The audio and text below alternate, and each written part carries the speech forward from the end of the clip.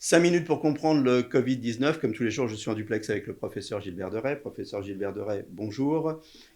Ce syndrome de Kawasaki, alors en premier, qu'est-ce que c'est? Alors Kawasaki, rien à voir évidemment avec les motos. Il est du nom de Monsieur Kawasaki qui a trouvé ce syndrome au Japon il y a une cinquantaine d'années. C'est une maladie inflammatoire. On appelle ça, nous, une vascularite qui va toucher vos vaisseaux, les artères, les veines, et donner plein de manifestations. C'est chez l'enfant, en général entre 1 et 8 ans. C'est rare, hein, c'est une centaine de cas par an habituellement. On en voit Dans le monde, hein. oui, on en voit les 2, 3 cas par-ci, par-là. Et comme il y a une inflammation, tous les organes peuvent être touchés. Alors, par exemple, sur la peau, on l'a vu maintenant beaucoup en photo, vous avez des plaques rouges qui peuvent apparaître. Et puis, vous avez d'autres organes qui peuvent être touchés. On a beaucoup insisté sur le cœur parce qu'il est fréquemment touché. Ça donne ce qu'on appelle une myocardite, une inflammation du muscle cardiaque.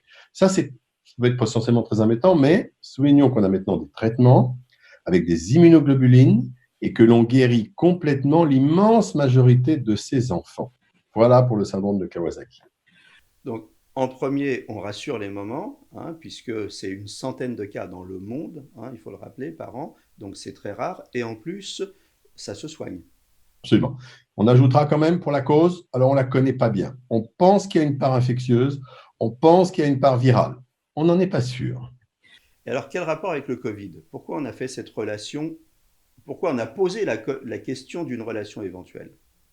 Il y a plusieurs raisons. La première, c'est que n'oublions pas que le monde entier fait de la médecine en ce moment et que tout ce qui est sanitaire devient sous l'œil du microscope. Et qu'on a tout d'un coup eu, d'abord en Grande-Bretagne, puis en France et après dans quelques autres pays, un nombre de cas qui nous a semblé plus élevé que d'habitude. Alors on parle d'une vingtaine de cas en Grande-Bretagne, d'une vingtaine de cas en France, 3 cas aux États-Unis, quelques-uns en Belgique, quelques-uns en Espagne. On n'a pas eu des centaines de cas. Et on s'est dit, c'est curieux d'avoir tout d'un coup 15 à 20 cas qui ressemblent au syndrome de Kawasaki. N'oublions pas qu'ils sont très incomplets, on n'est pas sûr. Hein.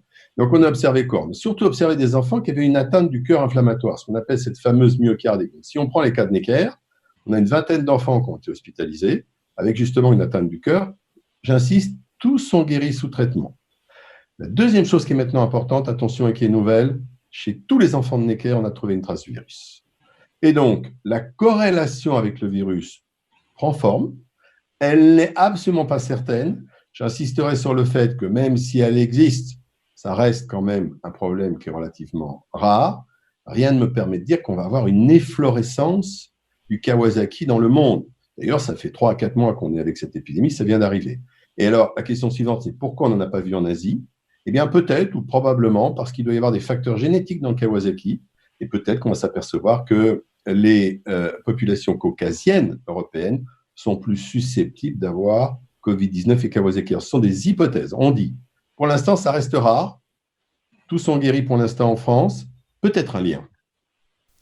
Le syndrome post-traumatique. Alors, on a l'habitude d'en parler quand on parle des soldats qui reviennent de la guerre, mais finalement, puisque le président Macron a parlé de guerre, est-ce que nos soignants, qui ont vu des choses horribles, hein, parfois, et qui ont été extrêmement mobilisés, ne vont pas ressentir ce syndrome post-traumatique après la fin de la crise? Est-ce que ce n'est pas un risque? Tout syndrome de stress majeur, qu'il soit d'ailleurs issu de la guerre ou d'autre chose, vous prenez les tours du 11 septembre, ça a créé des syndromes post-traumatiques. J'en ai plein des exemples comme ça. Eh bien, tout syndrome de stress majeur peut induire un stress post-traumatique. Donc là, on a plusieurs situations qui risquent effectivement d'induire un stress post-traumatique. C'est l'exposition des soignants à la fois aux réanimations, mais pleines, avec des hommes jeunes qui arrivaient et qui mouraient vite, avec le risque et la crainte qu'on ne puisse pas tous les prendre en charge. Oui, ces soignants risquent d'être exposés au syndrome de stress post-traumatique, mais également, il faudra faire attention au confinement. Hein. Vous avez des personnes qui, dans le confinement, risquent de développer un syndrome de stress post-traumatique. Donc, il va falloir s'en occuper. Les premiers symptômes. Comment on s'aperçoit qu'on commence à être victime d'un syndrome post-traumatique? Voire très fréquemment des troubles du sommeil, alors qu'on dormait tout à fait normalement, des angoisses, des difficultés à être en collectivité. On va s'écarter des personnes que l'on aime habituellement, voire de sortir. Et puis, ça conduit à un syndrome dépressif et à un risque de suicide, ultimement. Il y a d'ailleurs eu un suicide d'une urgentiste aux États-Unis. C'était la semaine dernière.